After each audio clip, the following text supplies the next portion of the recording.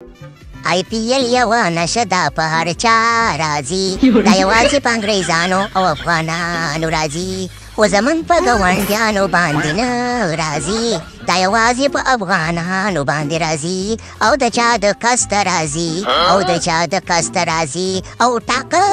دم هم IPL ګروپه څنګه د خیر سره تیاری او کنه زه درنه مخکې تاسو راپسې او په دې IPL کې به په انګریزانو باندې حملې کوو، په هندوانو باندې د غوا زامنو باندې به کوو، او په بنګلادیشانو باندې به کوو، او په انګلنډیانو باندې به کوو، او په ګاونډیانو باندې به کوو. نه رښتیا ګاونډیان خو پکې نشته، د خدای بخښلي دي، خو دا نور باندې به د خیر سره حملې کوئ.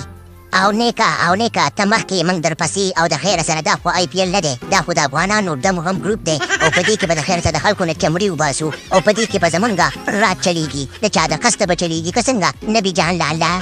بالکل ګربزه همدقسې به کېږي، یول پکې یو افغان و، اوس پکې ماشاءالله پوره 20 دانې دي او د چا د قسته دي، او دې IPL لپاره خو زمونږ ګاونډیانو جبۍ شوه، خو د جبۍ سره همسې جبۍ پاتې شول او ارمان یې پوره نه شو، خو تاسو خدای پاک موقع په لاس کې درکړې ده او د ټولو به پکې چمړي وباسئ.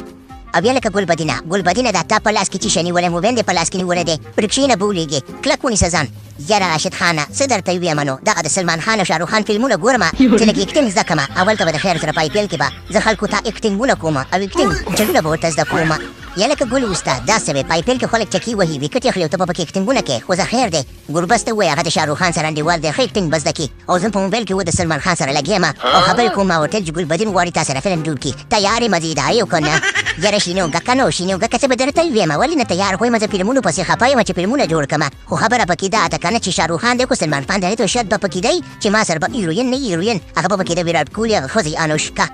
یاره ګلبدین استاد هغې نه خو بېغمه شه، هغې سره به زه خبرې وکړمه، او ما هم ځان سره د افغانستان ښکلی بیرغ راوړی دی، او غواړم چې د انوشکا میړه هغه ویراټ کوهلي سولې ته په خېټه کې ومنډمه، او د افغانستان دا بیرغ چې دی د انډیا په خاوره اوچت کړمه، تور سور او زرغون بیرغ نه مې جار کړي. یاره نوینه زمونږ تا سره د مینه خبره داسې ده که نه چې دا کار دې وکړو که نه چې وبه مې ګټي، دغه انوشکا راته دغه کړه چې د خیر سره فلم ورسره جوړ کړمه، او چې ودرېدو که نه ستا به مرته شوق راشي، خبره داسې ده که نه چې دا به راته برابرې او زه وبه مې ګټي. یاره ګلبدینه ډېر په ګرمه کې ښه ګرم ما اخله ظالمه، د انوشکا نوم دې واغېشته خوله کې دې ورته اوبه لکه چې راغلې ګرم شولې ګرمېږه من ته چې دي که نه موږ سره نوي تنکي ځوانان راغلي. بالکل ګربز خانه خبره داسې ده که نه چې ګلبدین خو بس چا خبره په اکټینګ کې بس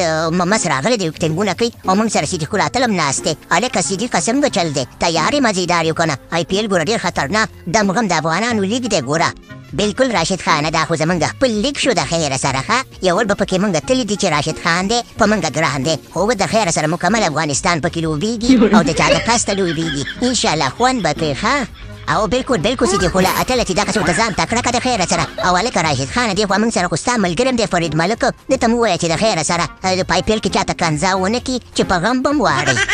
بالکل فرید ملکه تا له م اواز درځي کړی درځي ډېر لرې رانه ولاړې، خو که اواز درځي خبره داسې ده که نه چې هلته ګوره چاته کنځا ونه کړي، او که نه چې په شرمونو به م وشرمې، ښایسته د افغانانو دم غمبو لیګ دی، او هسې نه چې د خیره سره بېرته ترې نه د هندوانو لیګ جوړ کړي، نو ځان به ډېر هوښیار ساتې، او باقي خبره داسې ده که نه چې دم غم افغان ګروپه ځان ورته تکړه کړې. نور به تاسو ته سلامونه کوم پروګرام تو ورګایم.